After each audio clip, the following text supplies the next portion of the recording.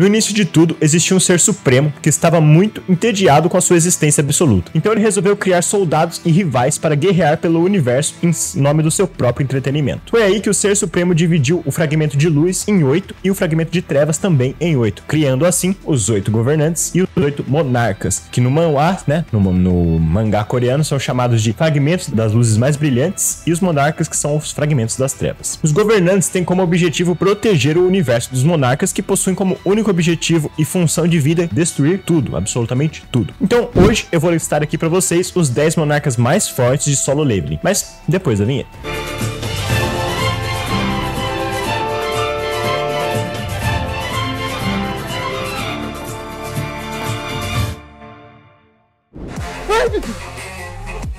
Meu Deus! Ai! Dentro do cachorro. Oi, viado, tem bicho aqui, eu tô vendo!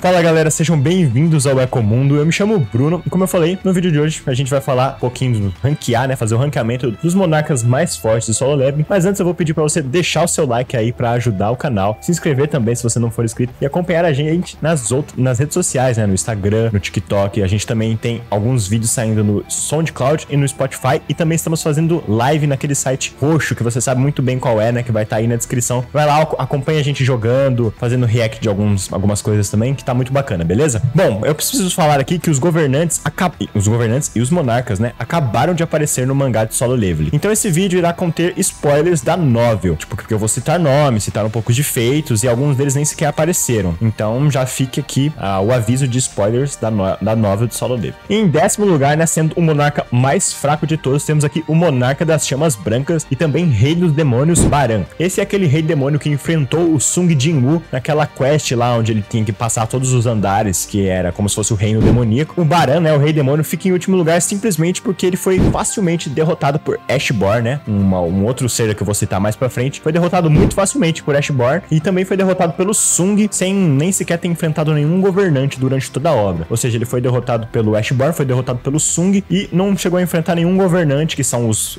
eternos rivais deles. Então ele fica aqui em último lugar porque ele basicamente não tem feito nenhum. E ele também tem um dos exércitos mais fracos de todos, que é aquele exército de demônios lá, daqueles clãs lá. Em 9º lugar fica o monarca do corpo de ferro e rei dos monstros humanoides. Esse monarca, que não tem o nome revelado, só não fica em último porque o Baran realmente não tem feitos para se comparar com ele. Porém, esse monarca foi morto sem nem sequer representar nenhum perigo pelo Sung. Ele só não fica em último lugar porque o Baran realmente não tem feito nenhum, além de apanhar pro Sung. E esse monarca aqui, na verdade, ele nem chegou a lutar com o Sung, ele só lutou com as sombras do Sung, né? E o caçador Tomazandre, e foi derrotado e morto por eles. Em 8º lugar, a gente tem o monarca do princípio e rei dos gigantes, Legia, eu não sei como é que pronuncia, talvez seja Legia. Bom, ele também não tem muitos feitos, porque ele só apareceu lá preso, né, conversando com o Sung, porém ele tem a citação, né, de ter lutado e ter sido capturado por governantes no plural, o que dá a entender que somente um governante não seria capaz de ter capturado ele, igual aconteceu, e ele tenha lutado com mais de um governante. Então isso já coloca ele um nível acima dos que foram citados antes, né. Em 7º lugar fica o monarca da transfiguração e rei dos espectros, Yogurmult. Yogurmult deu trabalho pro Sung, né, lutando com ele, porém após isso o Sung fica ainda mais forte e enfrenta outros monarcas que também dão trabalho pra ele. Então, seguindo esse raciocínio, ele enfrentou o Sung, deu trabalho pro Sung, mas perdeu. E o Sung depois disso ainda ficou mais forte e lutou com outros monarcas, então os monarcas que vão vir a seguir são mais fortes que o Yogurmult. Em 6º lugar, a monarca das pragas e rainha dos insetos, Kerecha. Bom, Kerecha lutou contra o Sung e ela também é a rainha original da mãe do Bero, né, aquela sombra do Sung. E por consequência, ela também pode mandar no Bero, que complicou um pouco a luta deles, já que o Sung dava ordens pro Bero e ela também podia dar ordens pra ele, mesmo ele sendo uma sombra. Porém, mesmo assim, ela foi derrotada e ela fica aqui nessa posição em 6º lugar, que é muito bem ranqueada, quase na metade do ranking. Em 5º lugar, o monarca das presas bestiais e o rei das feras, ou rei das bestas, né? Também não tem seu nome revelado, porém, ele enfrentou o pai do Sung, né? Que tinha o poder dos governantes. Fica aqui outro spoiler, já avisei que esse vídeo tá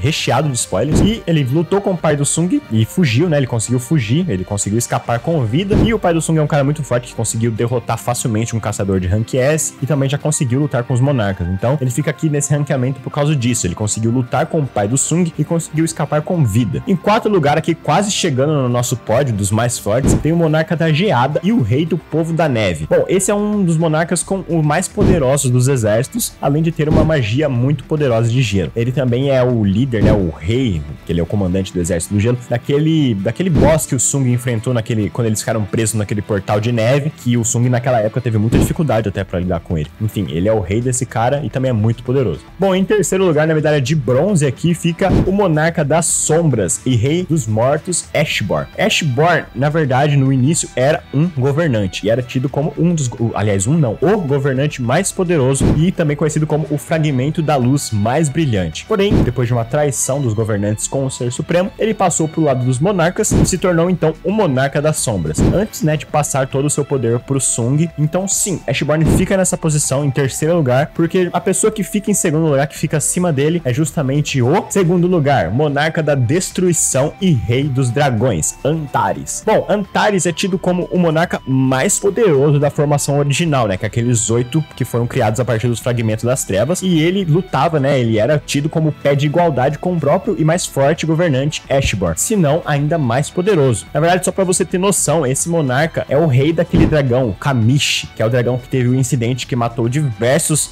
caçadores de rank S e foi preciso 5 caçadores de rank nacional pra dar conta dele. E o Kamish é como se fosse um pet pra ele, é tipo um soldado básico, ele nem é o dragão mais forte que o Antares tem. O Antares tem dragões ainda mais fortes que conseguem até mesmo derrotar caçadores de níveis nacionais facilmente. Então ele é conhecido por ter o exército mais poderoso e também ser o governante mais poderoso da formação original. E chegando aqui em primeiro lugar, medalha de ouro, né, como era de se esperar, eu não falei dele até agora, então é óbvio que ele ia chegar aqui agora, o novo monarca das sombras, rei dos mortos, Sung Jin-woo. Em primeiríssimo lugar, não tem como deixar ele de fora, né, porque ele é o novo monarca das sombras, herdou o coração negro de Ashborn e, bom, ele basicamente saiu na mão com todos os outros monarcas, mesmo tendo um pouco de dificuldade com alguns, em certos momentos ele conseguiu derrotar todos. E a sua capacidade mágica de controlar as sombras e criar exércitos com todo mundo que ele derrota é simplesmente um absurdo de apelão e ele fica merecidamente no nosso primeiro lugar. É isso aí, o vídeo vai ficando por aqui. Esse foi o ranqueamento dos monarcas de solo leveling, né, do mais fraco até o mais forte. Se você gostou, novamente, deixa o like aí pra ajudar o canal, se inscreve também se você não for inscrito, pra continuar acompanhando esse tipo de conteúdo, né? Dá pra fazer também o ranqueamento de todos os caçadores de solo leveling, se esse for um assunto que vocês quiserem. Dá pra explicar toda a história do Ashborn e dos governantes e dos monarcas. Tudo isso só vai depender do seu like, da sua inscrição, demorou? Então segue a gente nas redes sociais também, como eu já falei antes, segue a gente no TikTok, no Instagram, no site roxinho também, tem o SoundCloud e o Spotify. Com tudo, galera, eu vou ficando por aqui e